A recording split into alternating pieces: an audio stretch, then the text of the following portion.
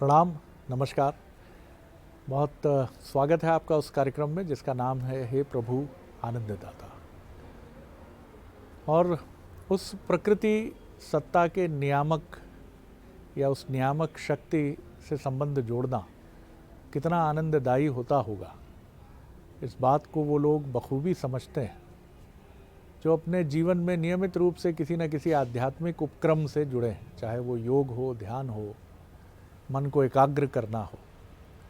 और मन के कुटैवों से, मन के जो खलगामी स्वभाव और खल वृत्ति के हमारे उपक्रम हो जाते हैं, क्रोध, नैराश्य, तेजना, दुख, इन सब से कहीं इनको पीछे छोड़ने की तरफ बढ़ जाते हैं, वो कितने आनंदित हो गए।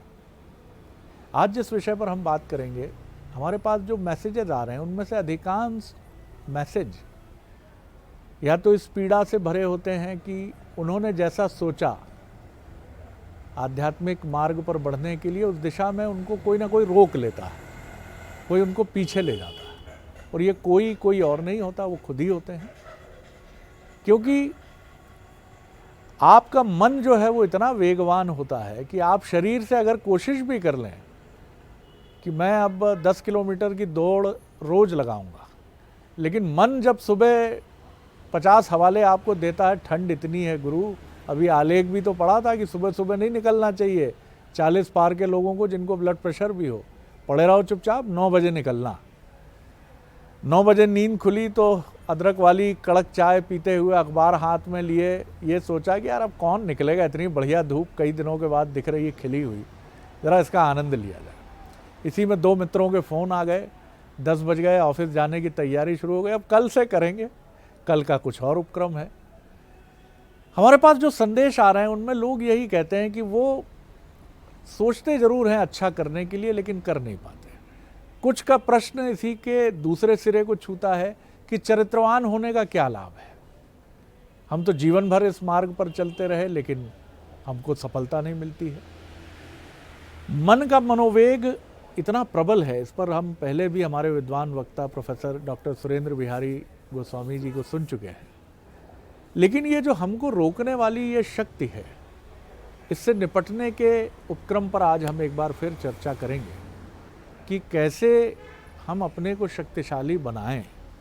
क्योंकि लोग यही जानना चाहते हैं और बहुत सारे लोग दरअसल ये अंतर भी करना भूल जाते हैं। उन्हें ऐसा ही लगता है जैसे एक चिकित्सक उनकी नब्ज़ पर हाथ रखकर उनको कुछ टैबलेट्स और मेडिसिन्स देकर स्वस्थ कर देता है, वैसे ही इस दुनिया का भी कुछ ऐसा ही नियम होगा कि कोई गुरु होगा जो नब्ज़ पकड़ेगा, बोलेगा अच्छा आपका मन नहीं लगता है पढ़ाई में, अच्छा आप ऑफिस का काम ठीक नहीं कर पाते, ये 2 टैबलेट सुबह 2 शाम को और 1 जांच कराकर परसों आइए, आपको एकदम स्वस्थ कर देंगे। अरे ऐसा काम करेंगे आप कि आप कल्पना नहीं कर सकते।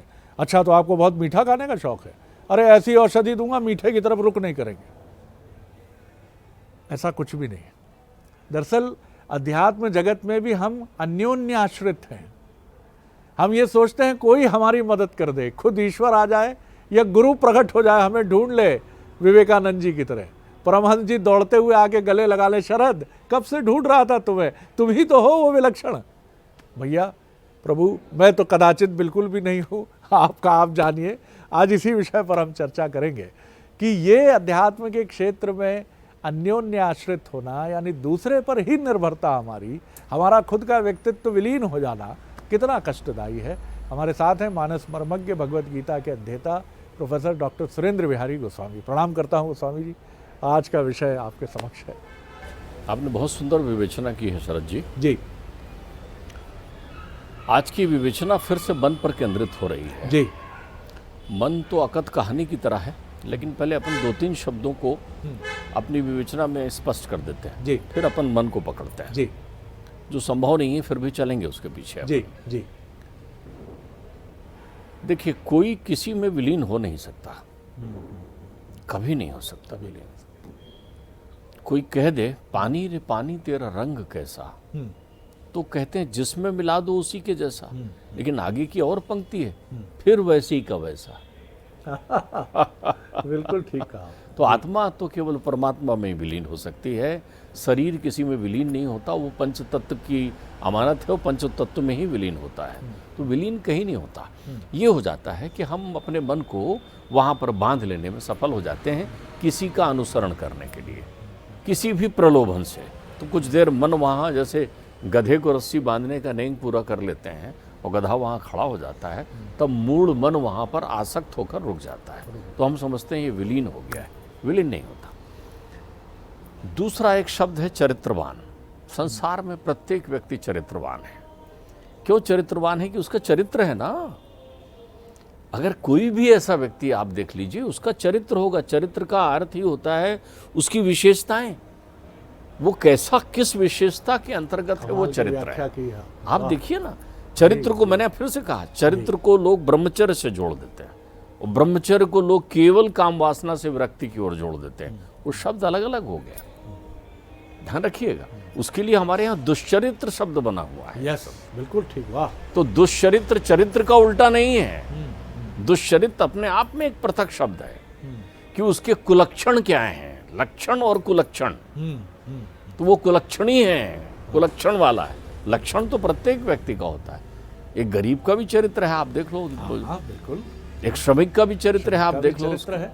तो प्रत्येक व्यक्ति चरित्रवान है। तो जो ये कह रहा है कि चरित्रवान होने से क्या होता है, अरे भाई तू हो या ना हो, तेरा चरित्र है ही है। वो लिखा जाएगा वैसे ही जैसा तू होगा, कि प्रमादी था, आलाली था, भगोड़ा था, छोड़ के चला गया, भाग गया मैदान से, अनुसरण करता रहा लोगों का, पुरुषार्थ ही नहीं हो पाया। तो ये तेरे लिए प्रक्रिया हो जाएगी। अब हम आते हैं मन पर।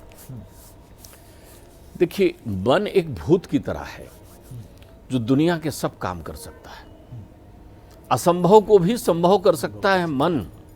लेकिन उसकी एक ही विशेषता है, वो कहता है रोज हर क्षण हर पल काम दो, यदि मैं खाली रहा बुभिक्षता किम न करोति पापम।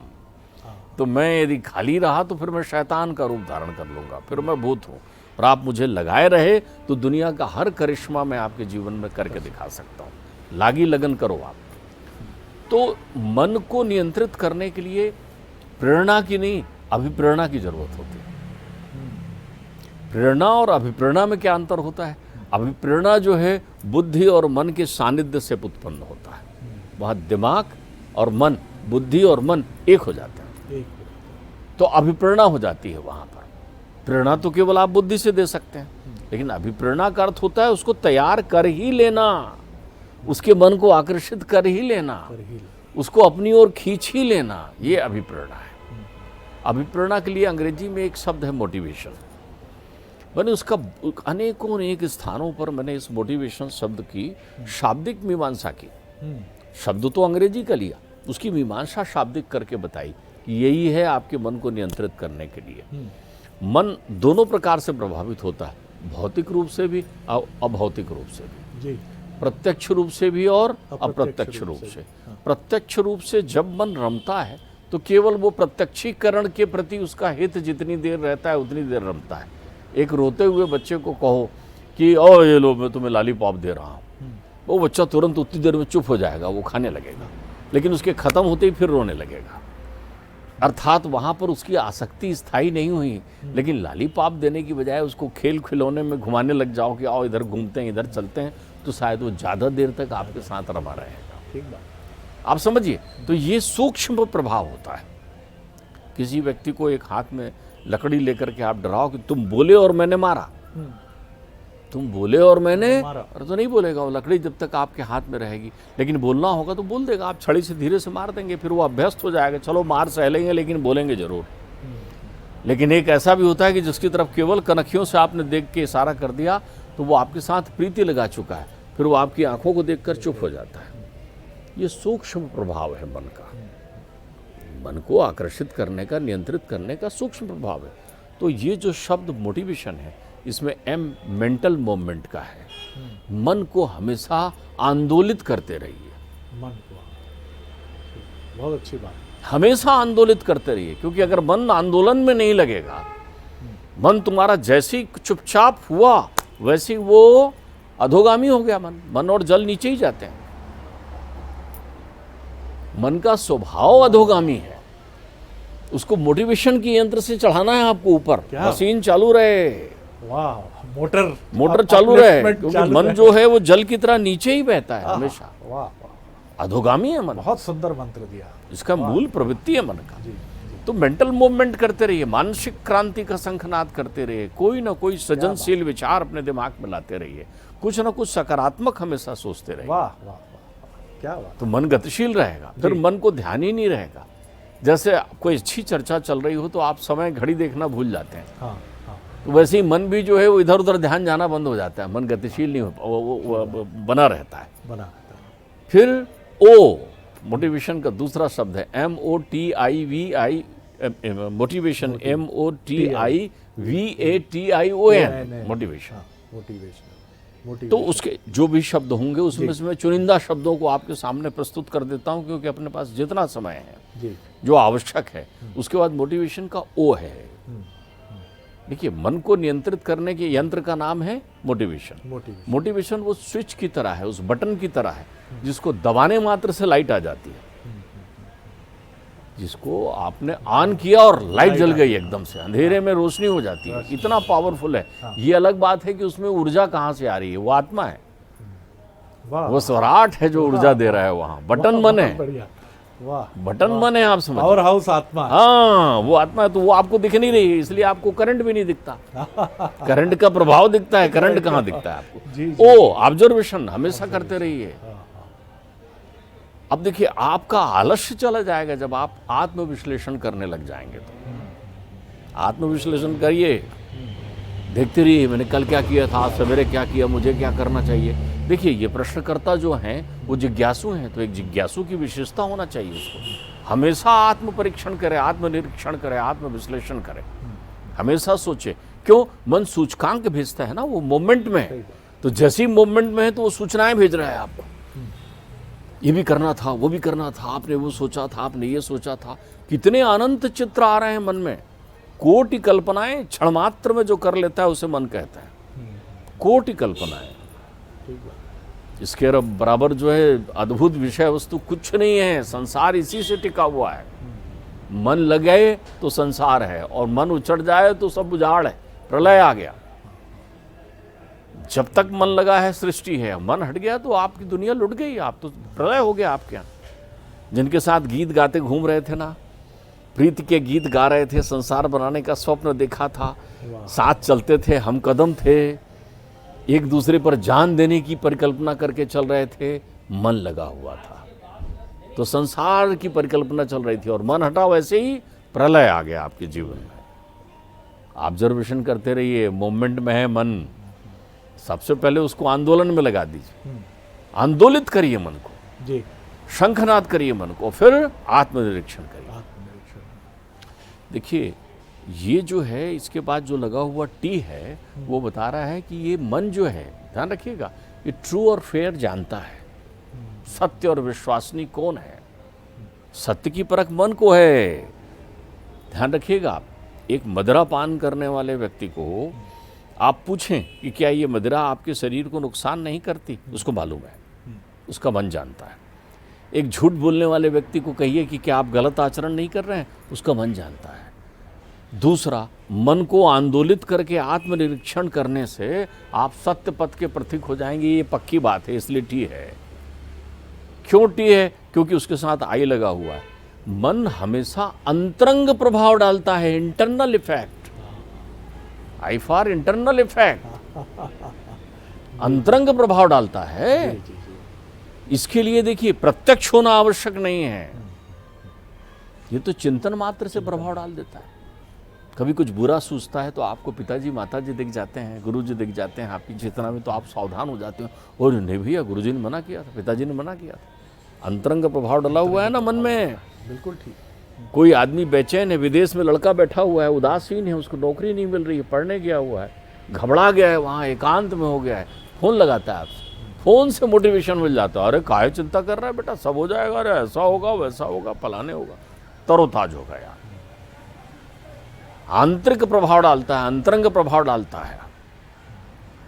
क्यों? क्योंकि ये वेलोसिटी होती है इसमें, वी फॉर गतिशीलता।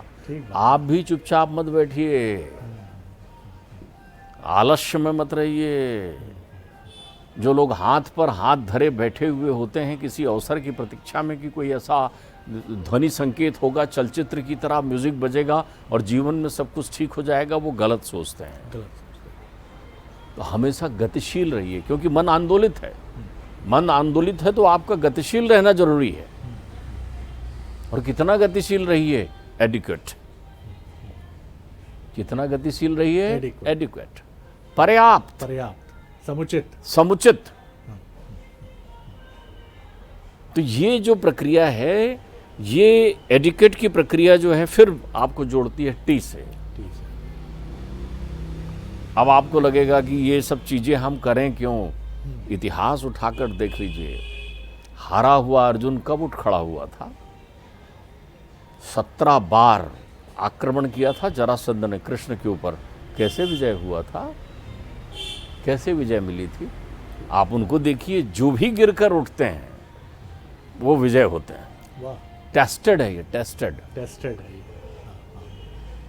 टेस्टेड है। ये टेस्टेड है। क्यों? क्योंकि ये इतनी प्रक्रियाएं यदि आप करोगे तो आप इंटेलिजेंट हो जाओगे। आइए फिर आगे।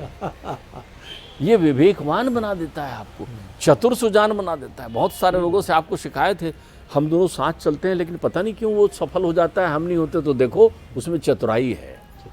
भय नहीं है ना तो तुरंत चला जाता है बॉस के पास। सर प्रणाम कर रहा हूँ आपको, सर मैं आपसे मिलने आ गया था, यूं ही मैंने सोचा आज आपका जन्मदिन है। कितना बढ़िया बात करते चला गया। आप तो डर रहे हो बॉस को देख के, देख ना लें। वो निर्भय हो गया, आंदोलित है उसका मन, गतिशील है वो, इसलिए इंटेलिजेंट। तो जिसने मन को जीता नहीं, मन को गतिशील कर लिया, सृजनशील कर लिया, वो चतुर हो गया। वो चतुर हो गया, उसकी चतुराई हो गई, वो क्लीवर हो गया, मास्टर हो गया। हमेशा मुस्कुराता हुआ मिलेगा, वो तो कोई तनाव नहीं रहता। आप उससे कहो साहब अरे ये हमारी बात नहीं मान रहा है, कोई बात नहीं, मुझसे मिलवा दीजिए। 2 मिनट में वो बात बना के आ जाता है। आप बोलते कैसे? इंटेलिजेंट है। क्यों? मन का सदुपयोग करना जानता है। ठीक बात। सदुपयोग जिसने मन का कर लिया वो चतुर सुजान हो जाता है। ठीक बात। ओ TION, ध्यान रखिएगा। ये जो अभिप्रेरणा नामक यंत्र जिसकी व्याख्या मैं आपसे कर रहा हूं शरद जी, ये ऑप्टिमम है। ऑप्टिमम। वाह। O for optimum. ऑप्टिमम है ये। ऑप्टिमम का अर्थ होता है, ये विज्ञान से चुराया हुआ शब्द है। ऑप्टिमम की एक प्रक्रिया, एडिक्वेट भी वहीं से चुराया हुआ शब्द है। ऑप्टिमम की प्रक्रिया का मतलब हुआ आदर्श। ये क्या है? आदर्शतम है ये सिद्धांत कि मन को ऊपर कर। ऑप्टिमम, यही आदर्श है। मनोबल किसको कहते हैं आप? अपना मनोबल बढ़ाओ, लोग बोलते हैं ना, मन को गिरने मत दो बोलते हैं, बार बार बोलते हैं। आप देख लीजिए पुराने लोगों को, बल बढ़ाओ। वाह। मन गिरने मत दो। अपने मन में ये गिरावट ठीक नहीं है। उदासीनता मनोबल का गिरना है और आत्मविश्वास मनोबल का वृद्धिगामी प्रभाव है। क्या बात। वाह। वृद्धिगामी प्रभाव है। तो आप देखिए यहां पर ऑप्टिमम क्या है? आदर्श। आदर्श शब्द जो है वो मूल रूप से संस्कृत का शब्द है। आपसे कोई पूछे आपका आदर्श क्या है, तो मान लीजिए आप कहते हैं मेरा विवेकानंद है। हाँ। इसका मतलब आप क्या, इसका अर्थ क्या हुआ? इसका अर्थ ये हुआ कि जब मैं अपने आप को देखता हूं तो मेरे सामने तस्वीर विवेकानंद की आती है, मुझे लगता है मैं विवेकानंद की तरह दिखूं। आदर्शा का अर्थ होता है दर्पण, प्रतिबिंब जिसमें आप देखते हैं। बहुत सुंदर, बहुत सुंदर। वाह। तो मन तो प्रतिबिंब है ना, मन का दर्पण तो जो है वही तो काई विषय मुकुर मन लागी। साफ करके रखिए, उसमें प्रतिबिंब झलकना चाहिए। आदर्श है ये। त्रिलोक में ये प्रसिद्ध है कि जिसने मनोबल अपना उठा लिया वो जीत गया, और जिसका मनोबल गिर गया, असुरों का मनोबल गिर जाता है, वो अक्सर हार जाते हैं। सुर जो हैं वो परमात्मा को पकड़े हुए रहते हैं तो मनोबल बढ़ा रहता है। युद्ध में देखिए आप बोलते हैं कोई शक, बोले कोई शक नहीं, हाँ मनोबल बढ़ा हुआ, बढ़ जाते हैं। वो स्वर साम्राज्ञी जो हैं, जो माँ शारदा की प्रत्यक्ष अवतार थी, लता मंगेशकर, वो तो ब्रह्मलीन हो चुकी हैं, लेकिन उनके शब्द मेरे दिमाग में हमेशा रहते हैं। एक एक ने 10 को मारा, 1 ने 10 को मारा, और जब गिरने लगे तब वो ध्वजा थाम कर कहते थे कि अरे अब तुम संभालना, हम जा रहे हैं, देखो हम 1-10 के बराबर थे। ये क्या था, ये क्या था? ये उनका मनोबल था उन्नत, ये ऑप्टिमम था जीवन उनका। बनाइए ना आदर्श जीवन, कहाँ क्यों घबराते हैं आप? ये मन से हार गए, बताइए आप उसको। सारी चीज़ें मन के ठीकरे में छोड़ देते हैं, मन नहीं लगता, मन नहीं लगता। तो आपका मन लगेगा कहाँ? वो आपके पास रहता कहाँ है जो लगे? वो तो भाग जाता है ना निकल के इधर उधर। क्षणम तिष्ठम क्षणम क्रोधम। आपने बड़ी सुंदर व्याख्या की आज। आखिरी में एन है जी। एन समझ लीजिए, एन का अर्थ होता है natural. This is a gift by nature to you. क्या बात, बहुत सुंदर। ये आपको प्रकृति के द्वारा प्रदत्त अनुपम उपहार है। क्या मन? प्रकृति के द्वारा प्रदत्त उपहार है। ये अभिप्रेरणा की पद्धति दुनिया में हर व्यक्ति जानता है। संसार के हर प्राणी पर इसका प्रभाव होता है। एक खूंखार कुत्ता जो भौंक रहा था जब आप घर पर गए थे, और जैसे ही आपने चुक चुक चुक की आवाज़ मुंह से निकाली तो पूंछ हिलाने लगा, आपका मित्र हो गया। एक गाय के गले में आपने हाथ फेरा तो वो गाय भी ऊपर करके अपना सर करके खड़े हो गई, वो भी आपकी प्रीति को जानता है। एक अपरिचित के घर आप गए हैं, एक मुस्कुराता हुआ बच्चा महतारी की छोर पकड़कर पीछे खड़ा है, लेकिन आपने उसकी तरफ केवल आंखों से प्यार से देखा, आंखों से, तो थोड़ी देर में वो आपके साथ बतियाने लगता है। क्या है ये? नेचर, प्रकृति ने आपको दिया है। तो आप प्रकृति तत्व से बने हैं, तो आप प्रकृति की इस अनुपम भेंट को संभाल कर रखिए। मन को दोष मत दीजिए भैया, उसको खाली मत रहने दीजिए, क्योंकि फिर मन का भूत जो है वो आपको फिर जो है पूरे बोझ से लाद देगा। बॉटम लाइन यही है कि मन और जल नीचे की तरफ जाते हैं। नीचे की तरफ जाना यानी पतन की तरफ जाना। इसीलिए कहा जाता है, आशीर्वाद भी देते हैं बड़े बुजुर्ग की खूब आगे बढ़ो, ऊर्ध्वगामी हो। आध्यात्म की भाषा में कहे तो ऊपर की तरफ बढ़ो। तो यही बहुत सुंदर मंत्र है। और मन के वेग को अगर आप उस पर नियंत्रण नहीं करना चाहें, आप उसको वेगवान रखिए, उसकी वेलोसिटी जो है उसको प्रबल रखिए।